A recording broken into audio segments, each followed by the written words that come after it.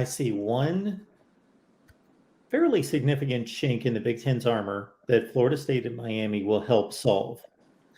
Big Ten football is phenomenal. And for those of you that just watch the games and don't look past that, I understand the thought that, well, the SEC dominates everything. Well, you're just watching the playoff, and the playoff's big. And if you're a football fan, that's all you care about.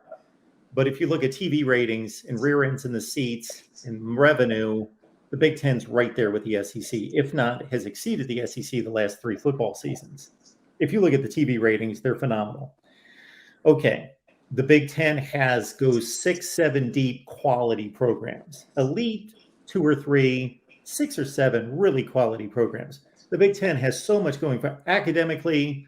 Now with USC and UCLA, 2 of the top 5 that were on that Tony Altimore list academically, I would say now that the Big Ten is edged past the ACC. It's been a great argument between the Big Ten and the ACC academically, but now I would give the nod to the Big Ten.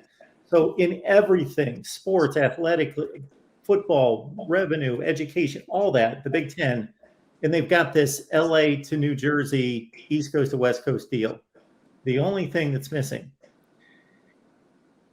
I lived in the Northeast up until a couple of weeks ago, lived in the Northeast for a long, long time, losing population. Now, the Midwest is not from, and I don't pretend to be a demographic and studier of this, but I find it interesting. And based on what I know of states like Ohio, they're not losing population, but they're not gaining population. It's pretty stagnant. The South and in the Southwest gaining population. The Big Ten, therefore, if this was 30, 40 years ago, places like Pennsylvania and Ohio were strong football playing states. They're still good. Ohio's still a top 6 or 7 football playing state, but it's no longer a top 3 or 4 football playing state. And that's a significant difference, meaning that the Big Ten can now have a more viable track to Florida to bring football players to the Midwest and to its other schools. Why do you think, and I'm going to put this out here, why do you think that Florida State wanted Syracuse to be one of their ACC permanent teams as far as when the ACC restructured their conference and they put the groups together and we got put with Miami and Clemson and Syracuse? They wanted Syracuse for basketball related? No. Well, no.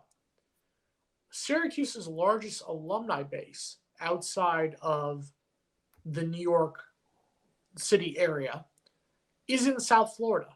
They know that Syracuse fans will drive up to they'll take the turnpike up to Tallahassee and put butts in the seats.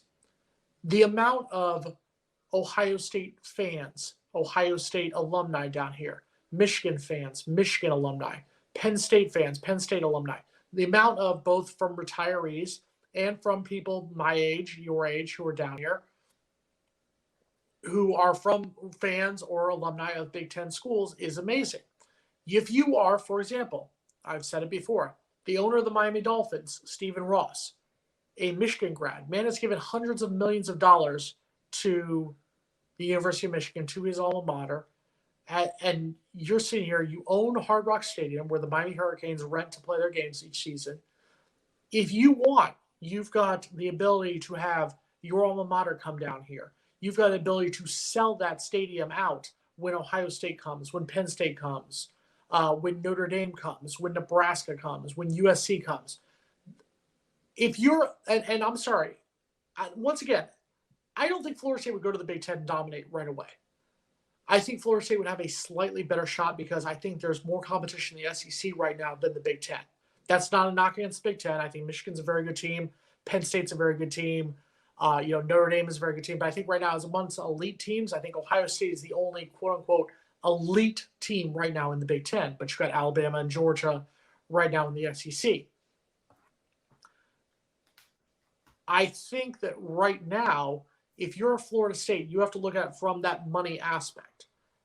If you've got a season ticket package that one year is Miami, Ohio State, Michigan State, and Nebraska, and the next year is Florida, Ohio State, Notre Dame, and USC, take all my money You can jack up your prices, and people will pay that money.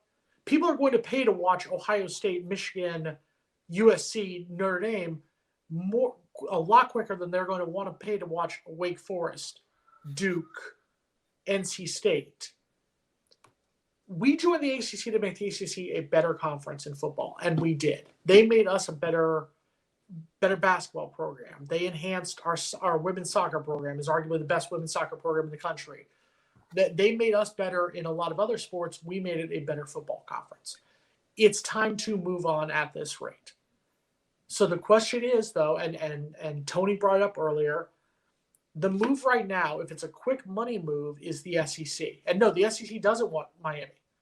The SEC has made it very clear they want teams on campus stadiums, and this is not a knock against Miami. This is a fact. You travel 30 minutes up the Palmetto Expressway. You take the Palmetto Expressway, get off at Northwest 27th Avenue to 199th Street, and that's where you get to your stadium. That's Miami's problem right now. That's why for Miami, it's either you're stuck in the ACC or you and Florida State go to the Big Ten together. That's the only two options. Florida State's in a slightly better position right now than Miami. But with that being said, it all comes down to we have to give the Big Ten a resume. And a resume builder is having a very good 2022 season. That's why, like I said, the biggest game for Miami is that North Carolina game, is winning the games you're supposed to win. Beating North Carolina, beating Virginia Tech, beating Virginia, beating us if you're Miami. If you're Florida State, the most important game of this season is that LSU game. National TV, Sunday night, you're the only game. The entire country is watching you. You're playing an LSU team coached by Brian Kelly, who beat you last season at Notre Dame.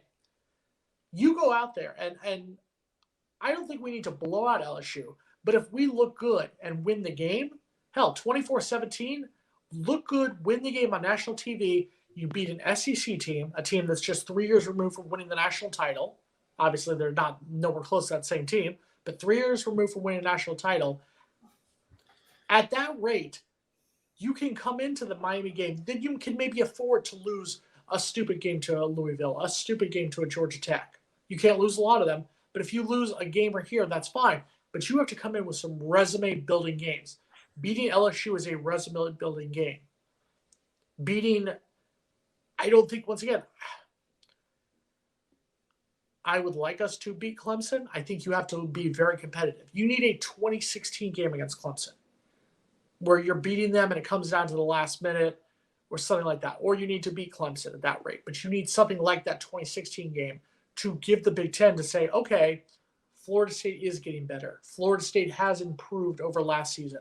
Their pattern is going north. You know what? Let's call Stephen Ross. Let's call the owners of Under Armour, who are all Maryland alumni. Let's call all the big money boosters and say, let's spend some money. And NBC and CBS, somebody's going to pay the Big Ten a lot of money, but they're going to need that convincing factor of Notre Dame. And I think, like you said, we said this before, you bring Notre Dame, Miami, Florida State, and Stanford. Stanford gives you 3 of those West Coast schools. So that way you got those 3 schools that all play together. It's not like UCLA and USC are just chilling out there by themselves. I just think that makes the Big Ten an unstoppable conference.